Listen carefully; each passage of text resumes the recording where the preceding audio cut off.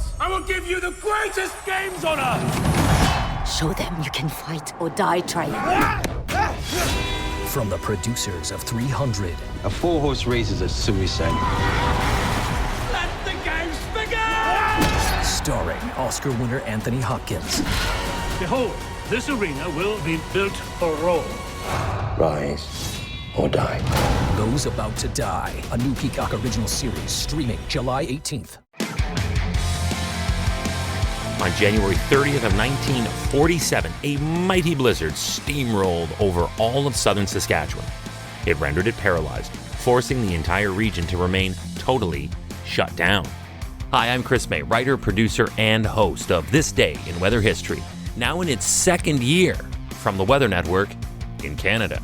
The Great Saskatchewan Blizzard of 1947 hit an area where families are still getting to know each other after returning from World War II. This day in weather history. Welcome back to the third day in our terrifying trilogy of blizzard stories. The blizzard is the most fierce and unforgiving storm you will ever experience in winter. It is as punishing as it is relentless. And today was the Prairie Blizzard, worst in Canadian railway history. There were also populations of displaced residents from Great Britain who were moved to the Canadian Prairies as a result of the devastating blitzkrieg bombing of their country back home. Single mothers and fatherless children, all still trying to put the pieces back together again in a land so beautiful, but a land that winter loves to beat up on every year. And you're probably wondering, why am I featuring a story from January 30th today on February 8th? It is a good question. It was on this day in weather history when the Great Saskatchewan Blizzard of 1947 finally ended. You heard it right. Do the quick math. That was a 10-day blizzard.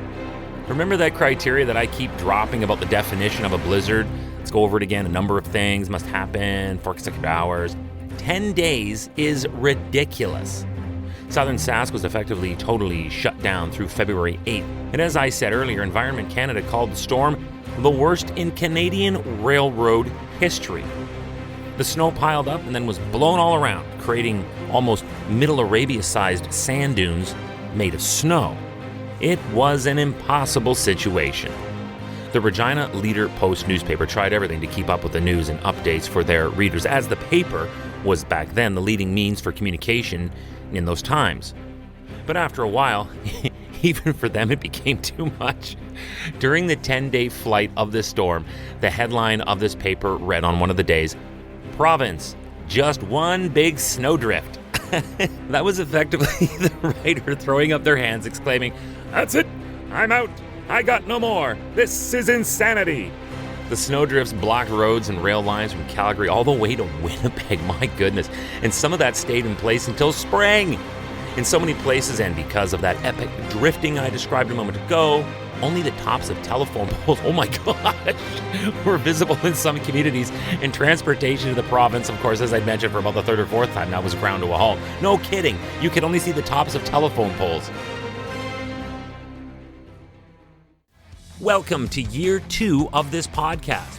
Right now, you're listening to the full version of today's story on your favorite podcast provider. But there's also the daily podcast video short. They're shot right here in my podcast recording studio, so you get that perspective. But oftentimes, they will include visuals from that day's event, from when it happened, in weather history. So after listening to the full story, go check out the podcast video short on television or online anytime at theweathernetwork.com/weather history. During the storm's life on February 3rd, Regina set a North American record when temperatures dropped to negative 60 degrees Celsius. That is as close to the purest definition of salt in the wound as I think I could ever think of. You see, while homes and businesses will normally turn down the heat to conserve fuel, at that time mainly coal or oil, I suppose, municipal power plants were also forced to ration electricity with dim-outs, and city coal dealers borrowed army trucks for deliveries because they were the only vehicles that could successfully make it through this impossible mess. You got to know that Saskatchewan is well known for rough winters, and their citizens take pride in wearing that badge of tough resilience against this seasonal peril. However, having said that, many still consider the winter of 1947 to be the worst. Storms began just after Christmas and continued on and off for weeks. Food and other necessary supplies in and out of the region slowed to a trickle. Home delivery was impossible and people were forced to struggle through the high drifts and accumulation piles of snow just to make it to central supply depots for their milk and other groceries. And the intense record-setting cold put a massive strain on the already depleted coal supplies.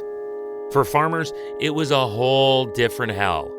Locals told the tale of a farmer who had no other option but to feed his chickens by tossing grain down the coop chimney, while another was said to have cut a hole in his barn roof to keep his cattle fed. Then, with the massive accumulation and even higher drifts, others had to dig snow tunnels to get from the home to the shed in these conditions. Believe it or not, it got worse. The food and coal supplies began to dwindle, so some towns organized emergency overland trips to retrieve shipments that were grounded at train depots up the line. But they only had sleds, and the blizzard that was still tearing things up made that idea as dangerous as it was impossible. 10 days after it started, this day in weather history. Tomorrow is February 9th, and now that our terrifying trilogy of blizzards is over, we move stealthily onto a powerful winter storm of a different feather, the 1969 nor'easter that affected the mid-Atlantic and New England regions between February 8th and 10th. We pick it up right in the middle on this day in weather history with me, your host, Chris May.